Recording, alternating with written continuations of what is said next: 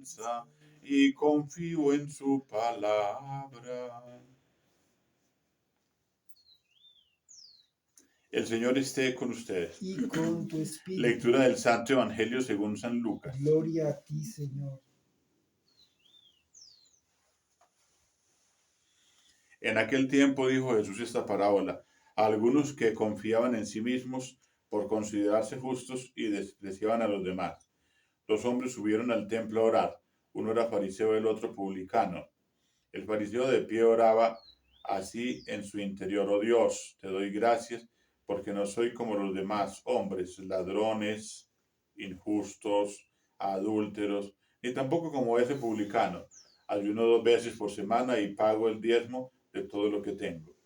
El publicano, en cambio, quedándose atrás, no se atrevía ni a levantar los ojos al cielo, sino que se golpeaba el pecho diciendo: oh Dios, ten compasión de este pecador. Les digo que este bajó a su casa justificado y aquel no, porque todo el que se enaltece será humillado y el que se humilla será enaltecido.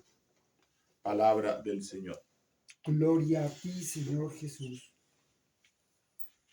Si no hubiera sido por el Señor, si no hubiera sido por el Señor, mi alma se hubiera perdido. Si no hubiera sido por el Señor, mi alma se hubiera perdido. Si no hubiera sido por el Señor. Hoy nos encontramos ante la parábola del publicano y el fariseo. Eso es lo que acontece en la vida cristiana, en la vida católica, todos los días, eso pasa. El que se deja mover por las apariencias y el que se deja llevar por sus justificaciones y el arrepentido. Y bueno, uno dirá, bueno, y ahora nadie se arrepiente. Sí, se arrepiente. En esas experiencias que el Señor nos ha permitido vivir, qué alegría verse a una persona llorando, contricta de corazón en sus confesiones, en su arrepentimiento. Yo recordaba a una persona que se confesó una confesión de vida y decía: Padre, yo sí tengo perdón de Dios, Padre, yo sí puedo ser absuelto. De llegar hasta ese punto de dolerse de su pecado, que estaba llorando y atacada esa persona, diciendo que sí tenía perdón de Dios, que sí podía ser absuelta de esos pecados tantos que tenía en esa confesión de vida. Bueno, hoy también el profeta Oseas nos está refiriendo esa intercesión, esa súplica. Y bueno, lo que Dios quiere. Vamos, volvamos al Señor, porque Él ha desgarrado. Él nos curará. Él nos ha golpeado y Él nos vendará. En 2 días nos volverá a la vida y al tercero nos hará resurgir. Viviremos en su presencia y procuraremos conocer al Señor. Es decir, no tan apresuradamente.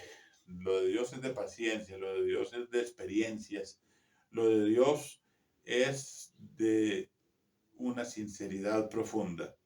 Lo de Dios no es de juegos, lo de Dios no es de manipulación, lo de Dios no es así como así. Tiene que haber una reflexión profunda, un alto en el camino de nuestra vida y el Señor acepta con agrado ese arrepentimiento, ese cambio y ese corazón que está dolido. Y ese corazón que está dolido y quiere comprometerse con Dios.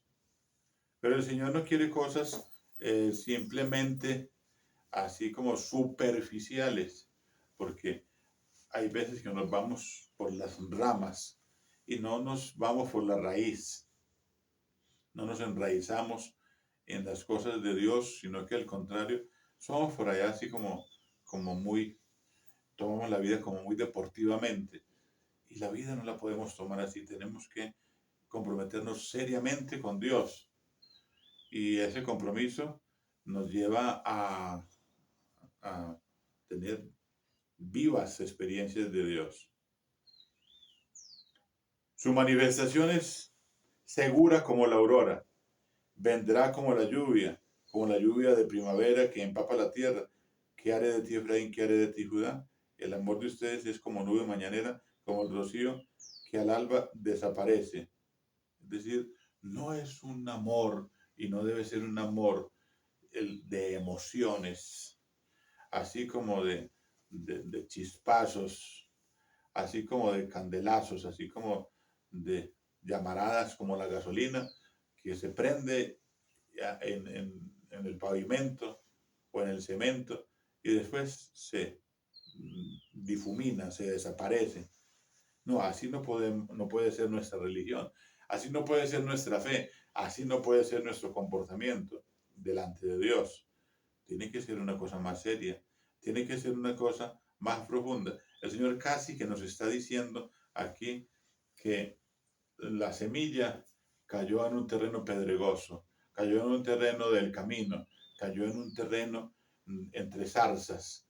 Y esos terrenos son peligrosos porque el uno es superficial y el sol lo quema, porque el otro son los problemas de la vida. Y el otro es todas las propuestas que nos vienen por la calle, por el camino, y bueno, eso no conviene para nuestra vida.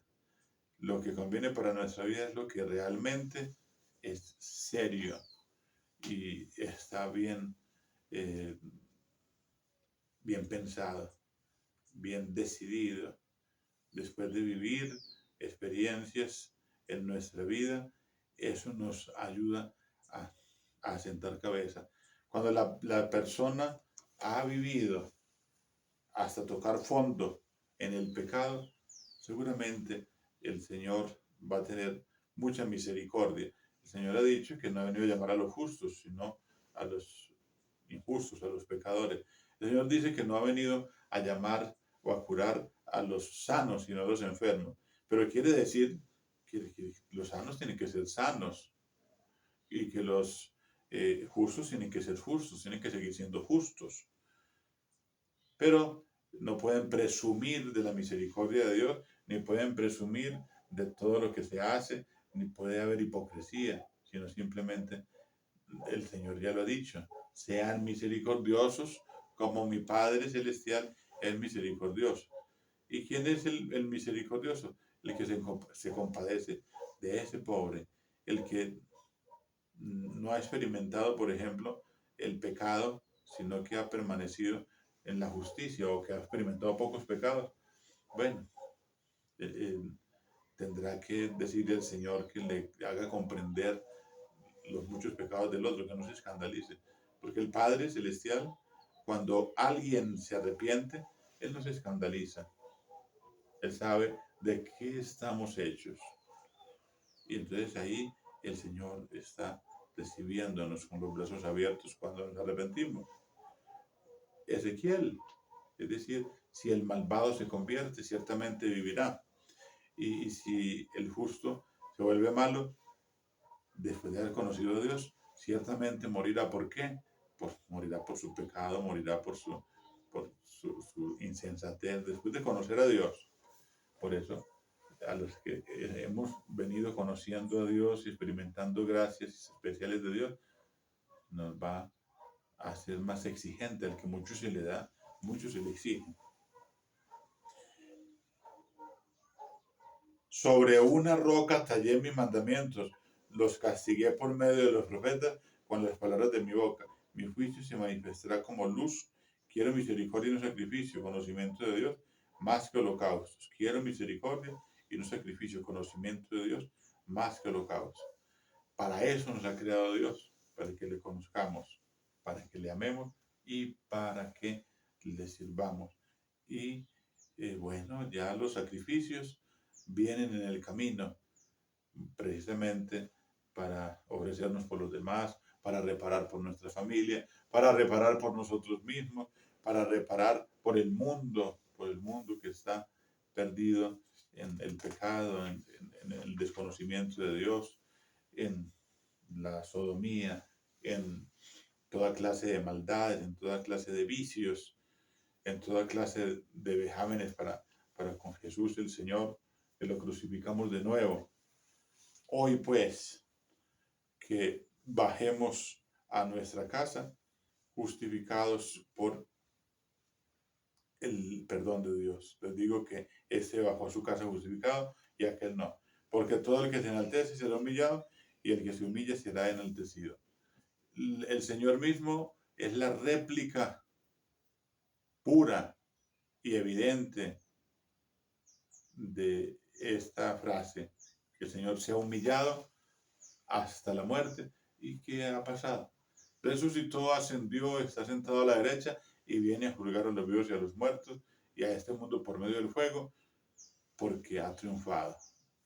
Así como él mismo lo ha dicho, de la misma manera que Moisés elevó la serpiente en el desierto para que todos los que la miraran quedaran curados, así también el Hijo del Hombre ha sido elevado en la cruz, en la ascensión, en la resurrección, pero sobre todo en la cruz, para que todo el que lo mire se dé cuenta de que el que se humilló hasta la muerte, se humilló hasta la cruz, será enaltecido con la resurrección, con la gloria, con el perdón de sus pecados. Gloria al Padre, y al Hijo, y al Espíritu Santo.